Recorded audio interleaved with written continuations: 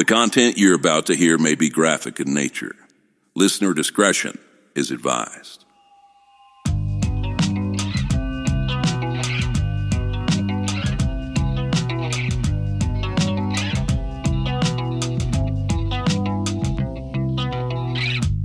Oh, how I wonder what it's like to relax. See the sky down under. Hope my plans collapse. Oh, how I'm under the surface of my tears, falling down asunder the meaning of my years.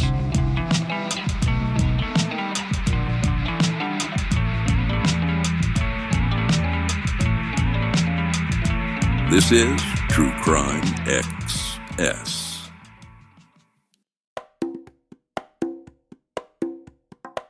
We're back with Jane, and we're going to talk through the process of what it's like when a case goes from the shock and the grief and everything that you just had go on in your world where you've had this traumatic loss to trying to communicate with the police department.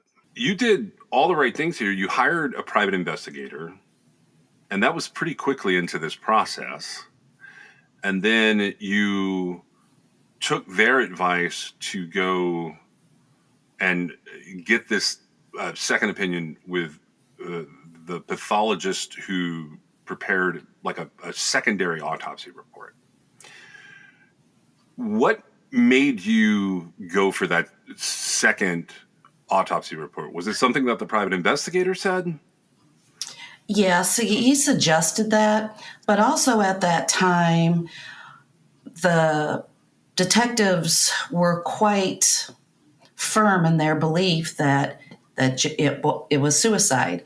And also at that time, I had learned from another reporter that I had spoke with that Chicago was trying to alter their numbers of murders. And that's what I thought that they were doing. So you felt like this was like a statistical thing. They wanted to look like they had a higher clearance rate, lower murder rate. Correct. Do you remember like the first time you felt like they were like listening, that like this is probably not a suicide?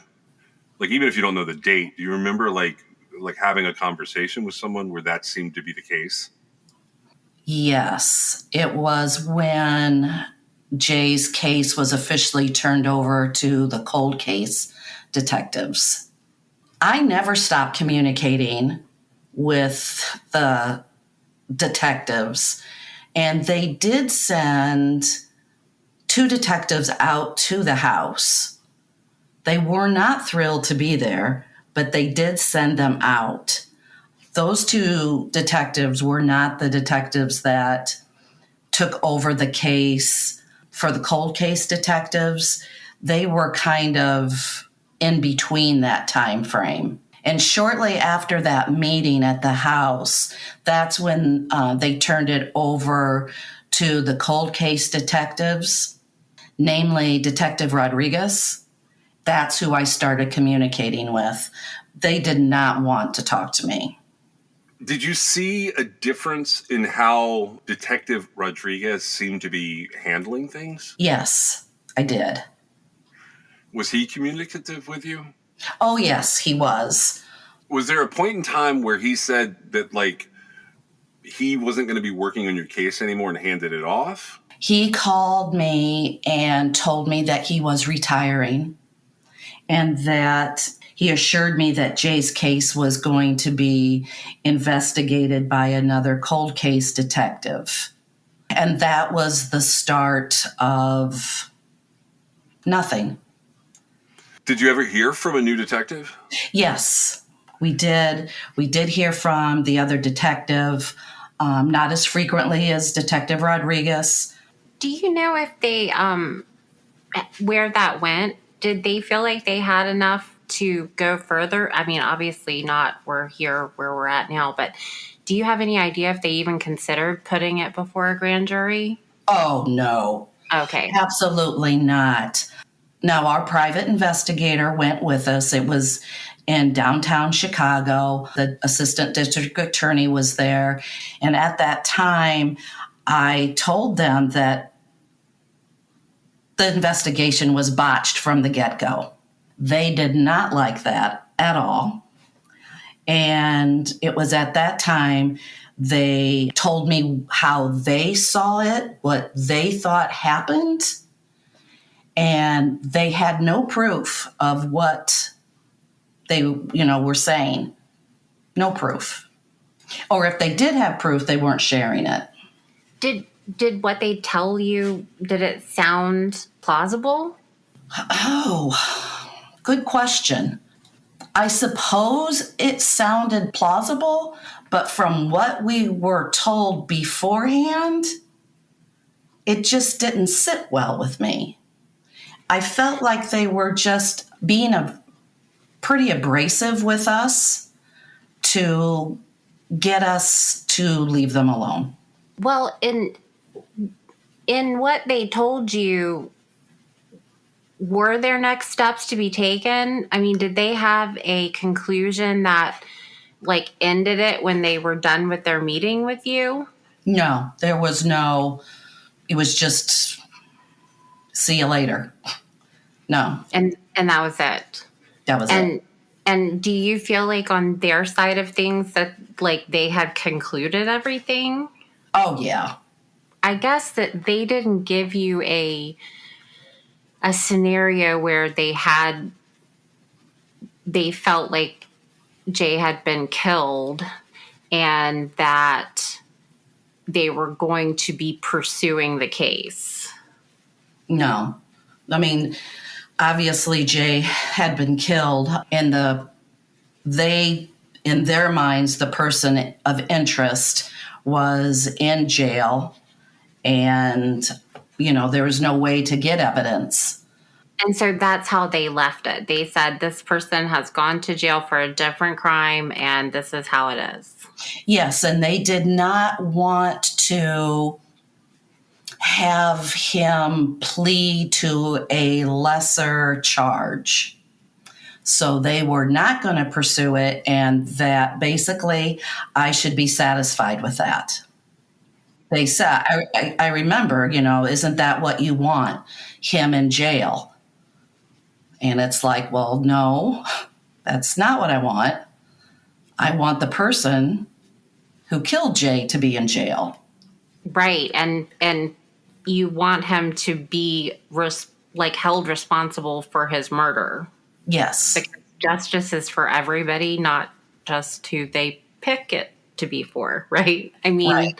I feel it it's strange for me to even have to say that, but I feel like in this case, with everything that has happened, it's like, oh, he doesn't really need justice. That has been my driving force for 14 years. That Jay deserves justice. He absolutely does. So, when you were working with Bob Rodriguez, I'm just going back in time a little bit. Okay. Did Bob Rodriguez ever present to you a theory of the case or a rough idea of what he thought may have happened? Yes.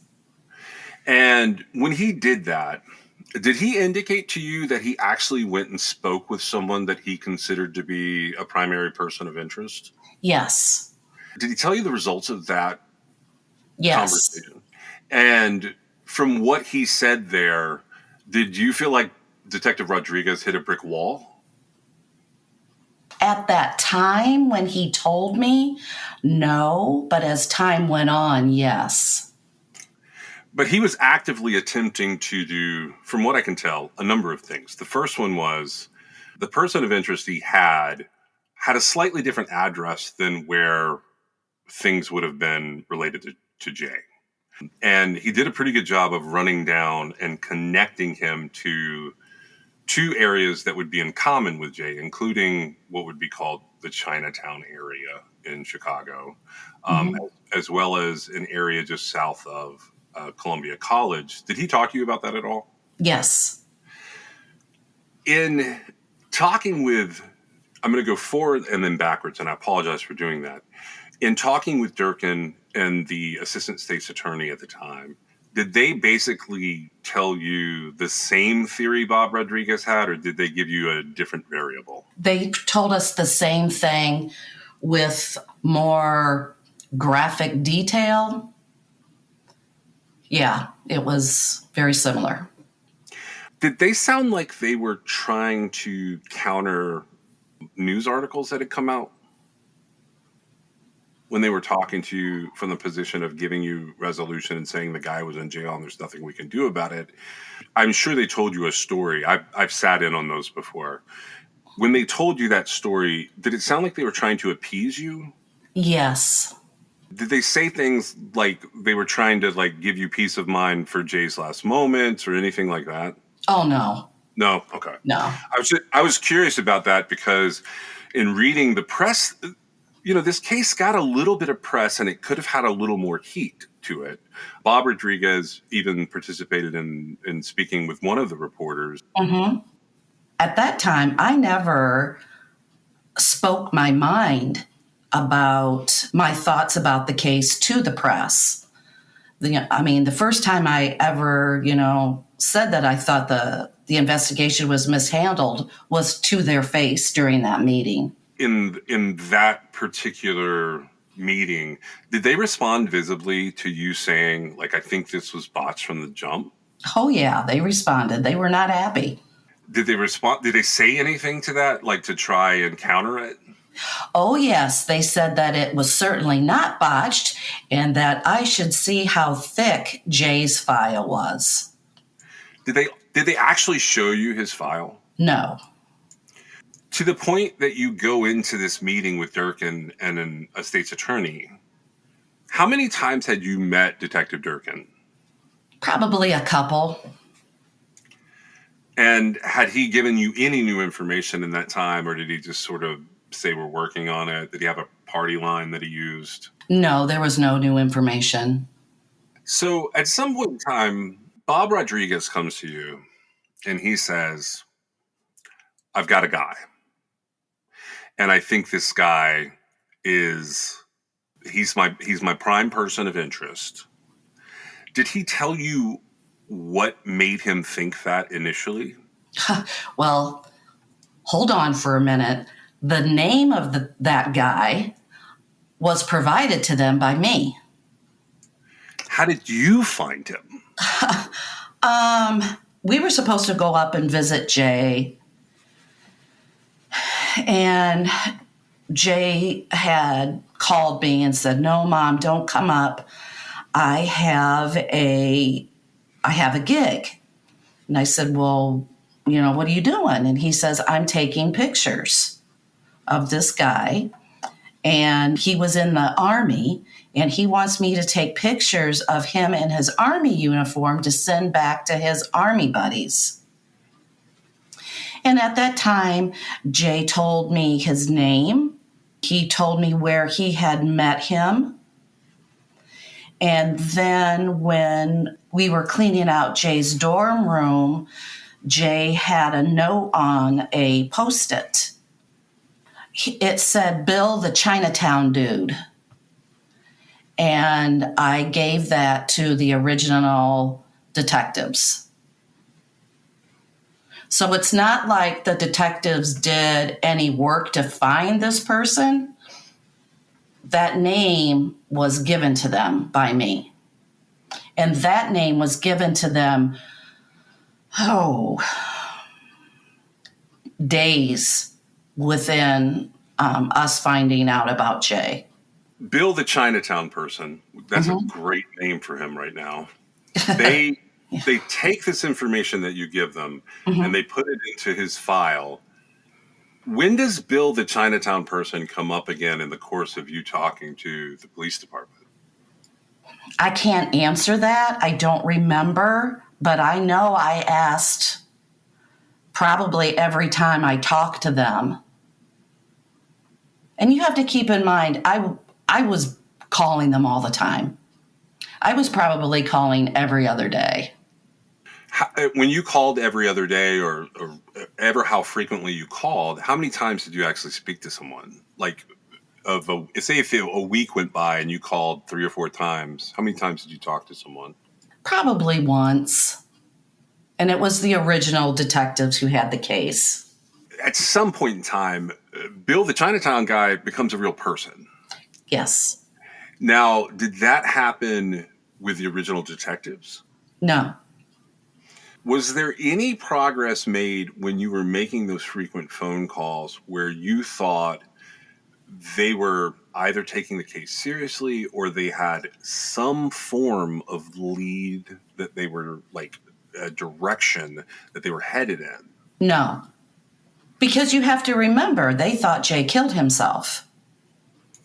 So that stayed on through the original detectives. Yes.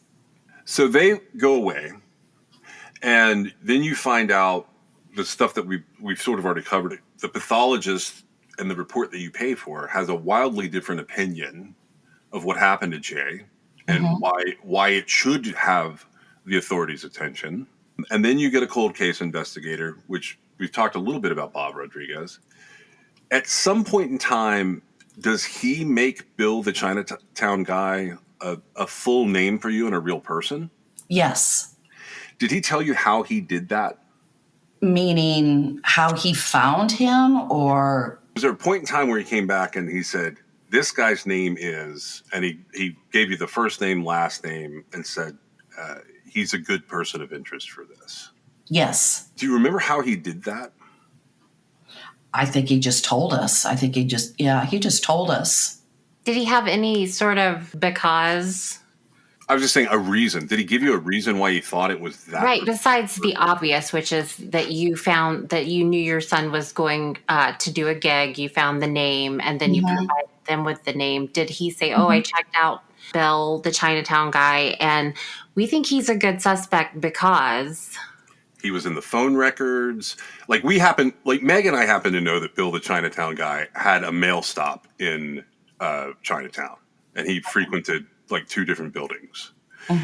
What we're wondering is, so Bob Rodriguez comes up with the last name, and did he say, guys, I found this guy and he matches because he's in Jay's phone records, or I tracked him to this one particular place and time where they would have both been? Did he say anything like that? I know that he had the phone records, and I know that he checked his alibi, and I know that Bill, the Chinatown dude, took off. He fled. And Detective Rodriguez and another detective followed him, and I believe it was in Minnesota. Yeah, they actually end up catching him later, too. Yeah. It briefly makes like a little pop in like the crime blotter in a small town.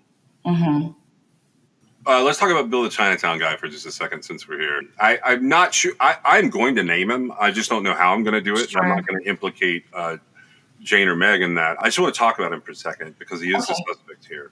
So he's arrested pretty early on in life for a bank robbery, a really dumb bank robbery. He actually crashes his car. He has a second bank robbery, and the judge basically wants to throw him under the jail for the second bank robbery because he's dragging these unwitting accomplices in on what he's doing. And the bank gets so involved in both cases that in the second case, the bank sues Bill and his accomplices. The way they don't get very much money in these robberies, but the way that all goes down is it becomes a part of the record in the federal court filing. So we can trace his life through all the people that talk about him in these federal court filings. Unfortunately, when it comes to this one thing that Meg is asking about, that is a sealed filing because it has to do with his mental health records. What he's actually in prison for, which I think you know, is the assault on a 41-year-old woman. Yes. And he was a fugitive for a period of time after that. He writes in a letter to his judge. This is Bill. And he says to the judge, on the probation and parole office. They have a hearing for him on the bank robbery parole. And he writes a letter and says, whatever I get here, just do it to me. This is me withdrawing any chance to defend myself. I violated my parole. It's a handwritten letter by him. He's actually from Rockdale, Illinois, which is a little south and west of the area that we're talking about.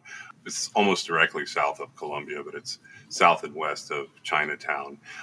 We've done quite a bit of tracking him and like putting together a family tree to find out more about him. And I want to make you aware that I reached out to him. I've sent him a letter, and I also sent him an electronic communication. He has not yet responded. I didn't tell him why I wanted to talk to him. I mentioned the earlier cases, but I do plan on talking to Bill the Chinatown guy. Oh, jeez. Okay.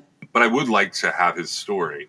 And I was curious. I wanted to know, you said one of the detectives did talk to Bill. Yes.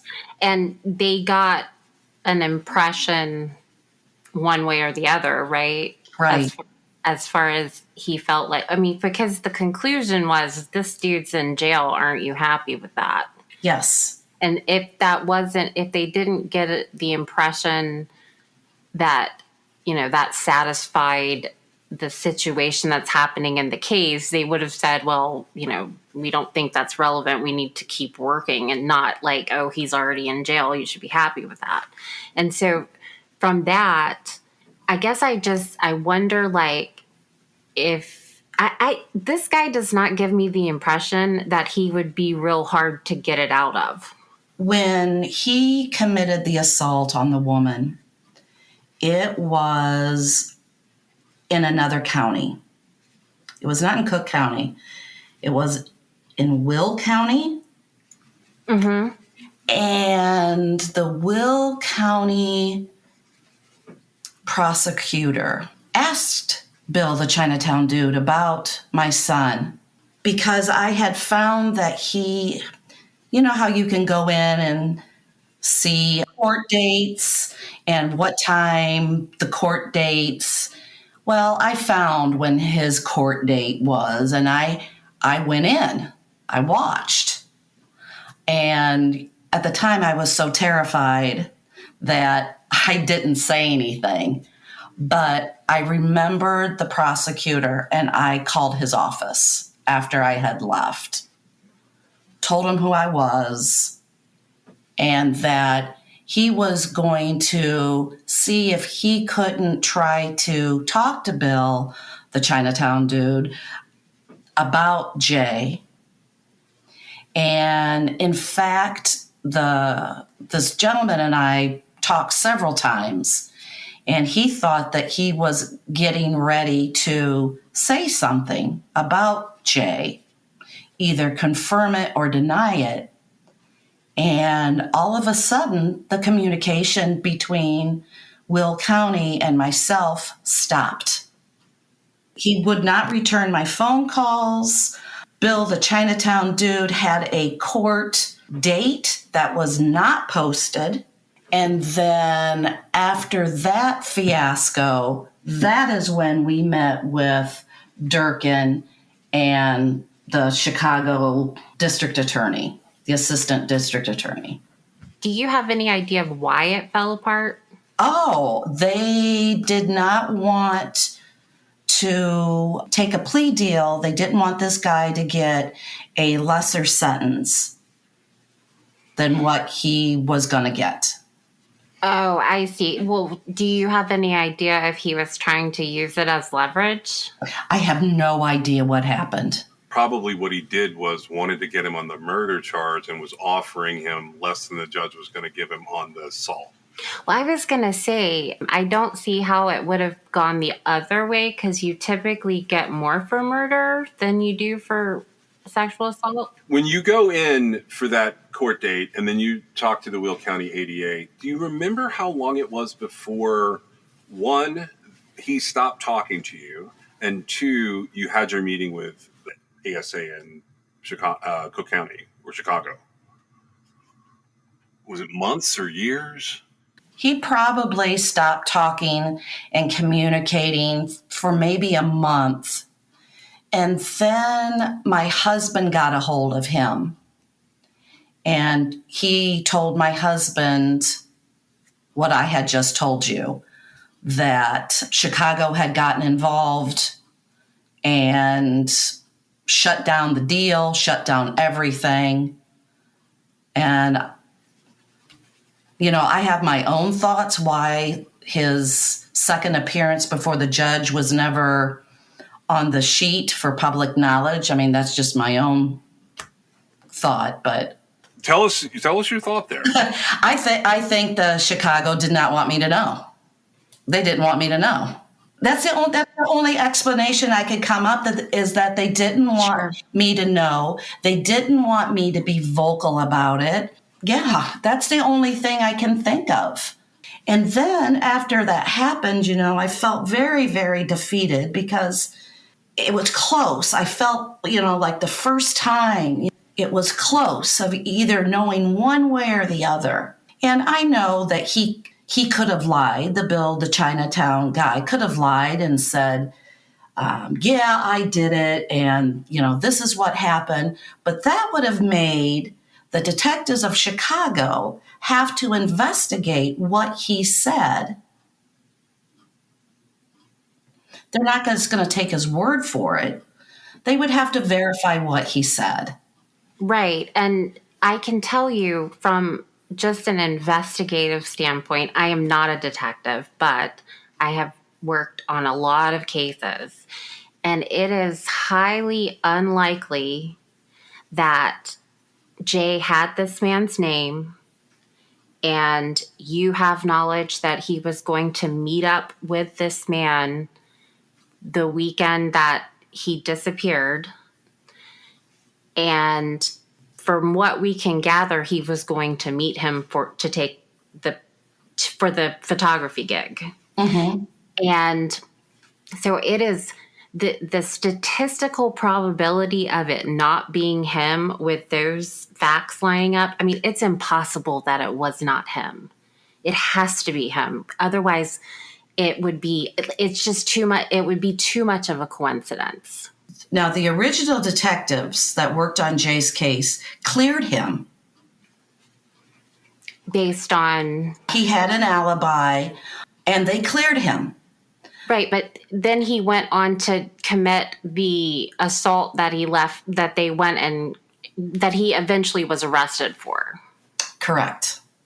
Right, and so he just lied for his alibi.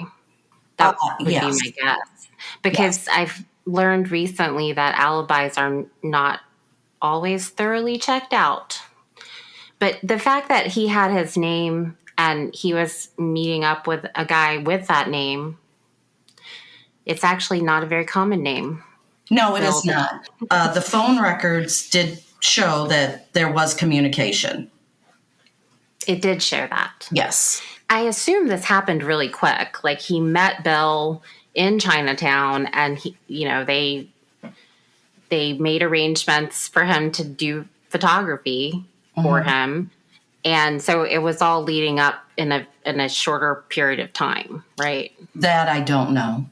Okay, let me ask it this way. Jay never said, hey, I met that guy and took his picture. No.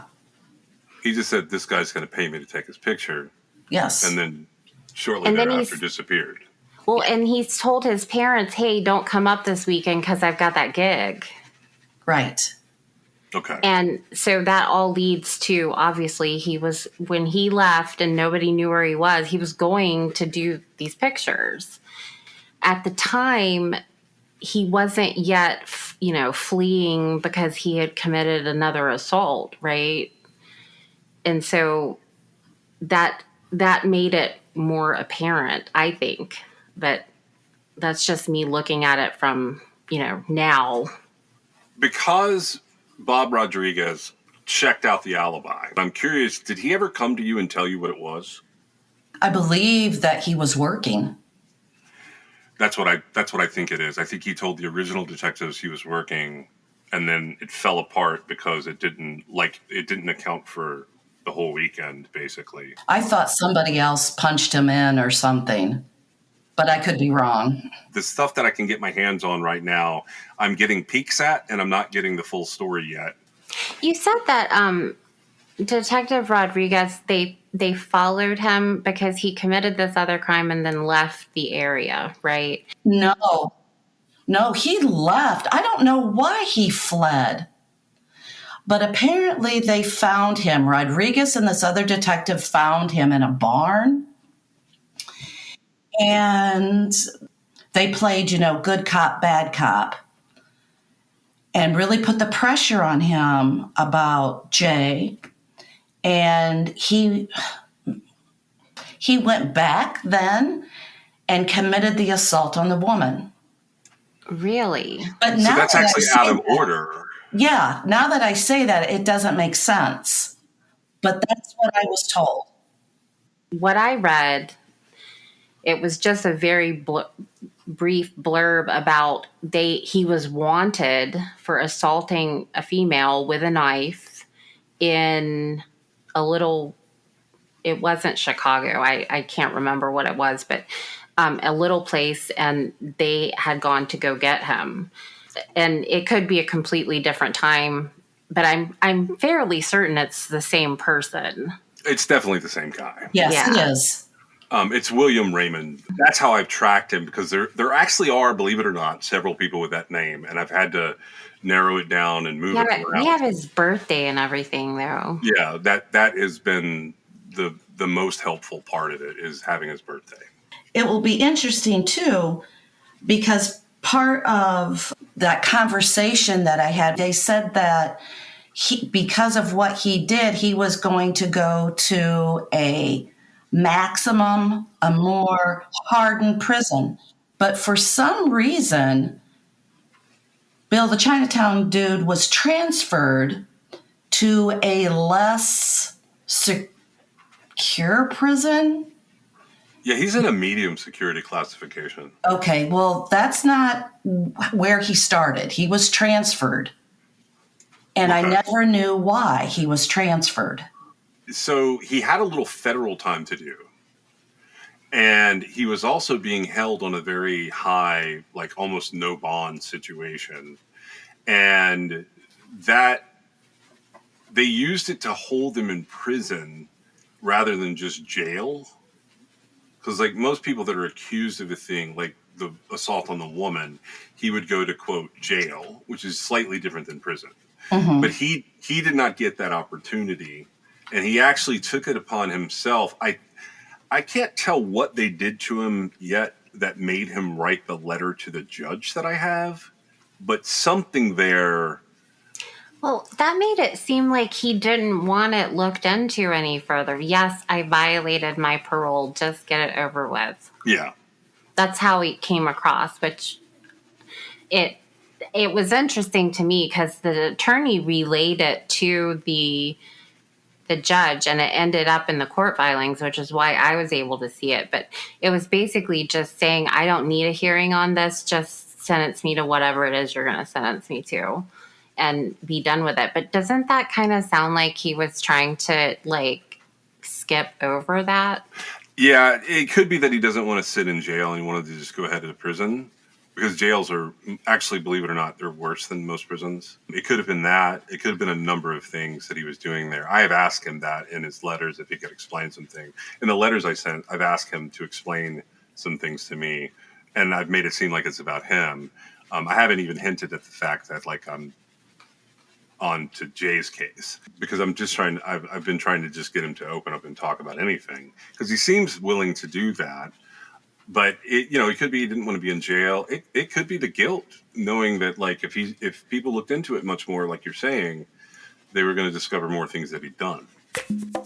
Next time on True Crime XS. It's interesting to be able to sit down with the family on these cases and to talk to them. You get a completely different perspective than anything the media could give you or anything that the paperwork on the case could give you. It's particularly helpful when you've got a case where there isn't as much media thinks it would be. And when you get these FOIA requests that come back empty or denied, it is the only way we can tell the story. And believe it or not, this story's not over yet. There's still a little bit more to tell. as we try and propel it towards the ending that it should have. And the reason I bring all of this up is because Bill writes to these different prison magazines, and he has letters and poems and nonsense published. I don't have a very high opinion of Bill. He writes letters? Yes. And poetry. Prison magazines? Yes. And we don't really know exactly how all that works, but we're learning. It's very interesting. I don't know if it's like published to the other prisoners or like what, but it's weird. All of it's weird. Yeah, I probably know more about Bill right now than his mother ever did. So, have you read these writings? I've started to collect them, yes. Okay. I thought once I saw those couple of things where something happened where there was a modification to his parole, and then him asking he didn't want a hearing, he didn't want to come back to court, he just wanted whatever was going to happen, and he just didn't want to deal with it. I thought that was really odd. Yeah. So, especially timing wise.